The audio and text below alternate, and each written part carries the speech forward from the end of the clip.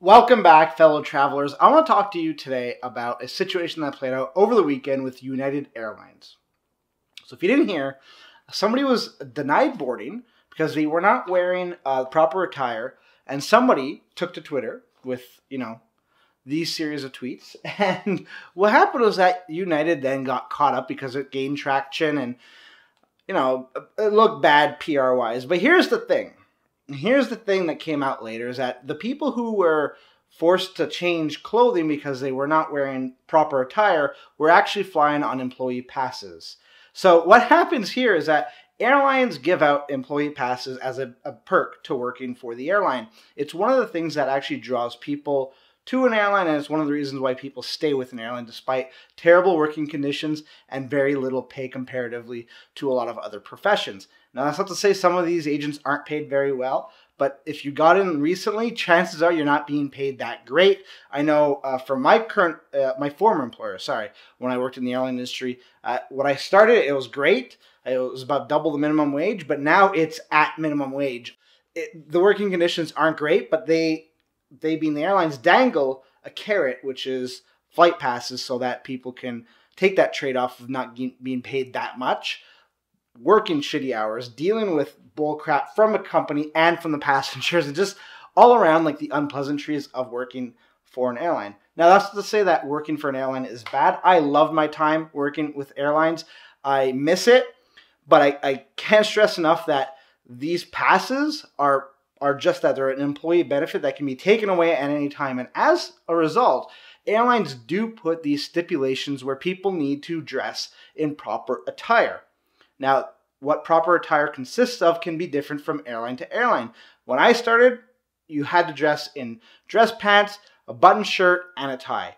That was just the way it is. You're representing the company and you need to dress the part. You have to be representative of the company. You have to look good. You can't show up in sweats. You can't show up in tighties and expect to get on the aircraft.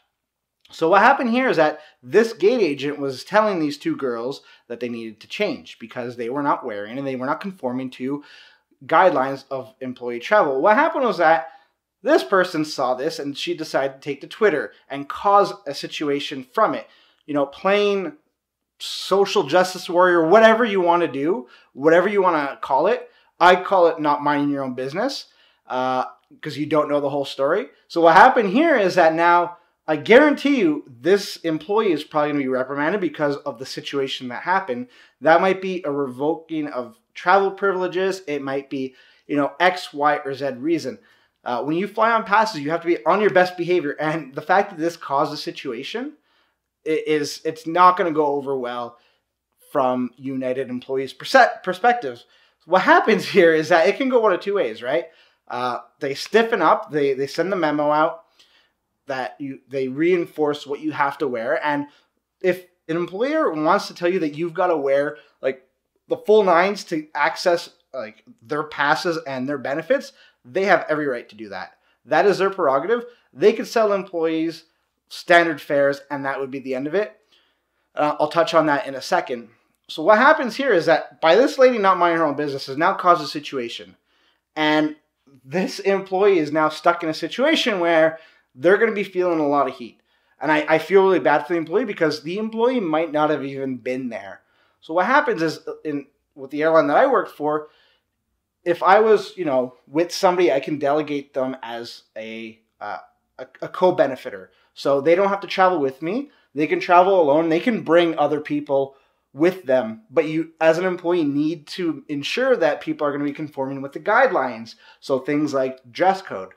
But what happens is that the employee can only do so much. You can only tell, let's say if I'm telling my friend who have put on my passes, hey, you got to dress properly and you got to conform to these rules.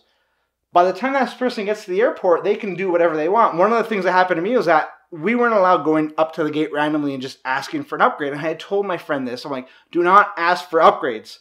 What happened? He gets to the gate and the first thing he does is he asks for an upgrade. I actually get told that my friend had done this, and I thankfully didn't get reprimanded because the person that they asked was one of my friends. So I got lucky there, but it just goes to show that you don't necessarily have control on what people do.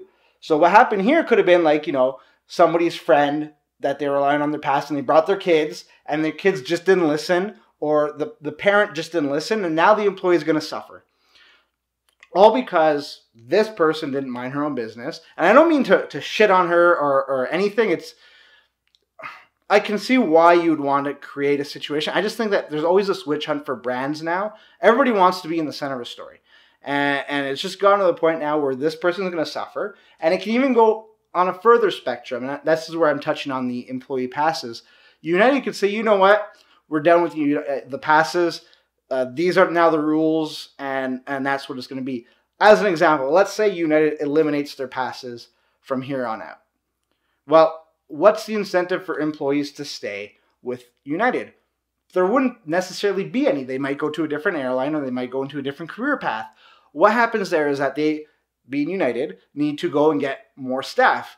They're not going to be able to attract staff if they don't have the benefits to keep them enticed. So what would happen here is that they would need to pay employees more. And if they pay employees more, the prices of airline tickets will then have to go up. And if the prices of airline tickets go up, people are not going to continue flying United, or they'll just fly them less frequently. And then you're going to be upset at prices of United because they're more expensive than, let's say, American Airlines, or, WOW Air, or Air Canada, or any of the other airlines. So that puts the airline in a situation where now they had to deal with this shitstorm, which is what it turned out to be. I mean, you had celebrities like LeVar Burton tweeting them, and, I'm sorry, LeVar, I grew up loving you on Reading Rainbow and Star Trek, but man, like, at one point you got to realize that these are employee passes. These are a benefit that the airline bestows upon the employees. Like, they can do and say whatever they want with that. They can take them away. And I just feel that these situations, these witch hunts, because that's what they are, they're witch hunts, to get brands to nail them and to make them look bad on social media. And I'm not saying that's what LeVar Burton did. I'm not saying that's what, I don't remember who the other celebrity was, Patricia Arquette, I think. It's just, if you want to really screw with the employees, that's how you're going to do it. Like this here, once United said, hey, these are people flying on passes, should have been done. But then you had other people like, oh, well, I'll wear yoga pants or whatever. Well, you're not an employee. You don't have to go by the same regulations that airline employees who are paying bottom dollar for the ticket do. And it only makes sense. I can't imagine myself going on a flight on passes in sweatpants and a tank top. I don't represent the company well, so why would the airline let me do that? Anyways, that's the situation, and I actually am siding with United here. United did the right thing. The gate agent did the right thing. What went wrong? And United handled it very well on social media. So props to their social media team. They dealt with that shitstorm fantastically. What I thought was pretty bad was Delta. Delta's response, they try to capitalize on the situation, but Delta, you're setting yourself up for something. When that happens, something happens to your guys, like you're just reinforcing that stereotype that United did something wrong when they didn't. And that's unfortunate. I really disliked what Delta did there.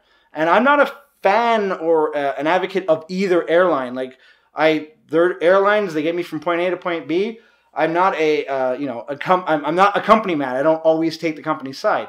I just think in this situation, this one person that would not let it go caused a situation, and now that employee is probably going to suffer. And I think that sucks. It really sucks for the employee. So anyways, there you have it. That's the situation I kind of want to just share with you, and the point of view that myself, a former airline employee, looks at the situation, and this is how it plays out. And I find it kind of unfortunate. I would love to know your opinion. Should that person have said something, or should that person have just minded their own business? Should should they change their policy? Should they let employees wear whatever they want? Should they get rid of employee passes altogether? Let me know in the comments below. I would love to hear it. If you'd like to check out some of my other videos, you can do that right there. And if you'd like to subscribe, you can do that right there. It helps the channel out, and it also lets you know when we upload new content. I'd like to thank you for making me a part of your day. Until next time, safe travels.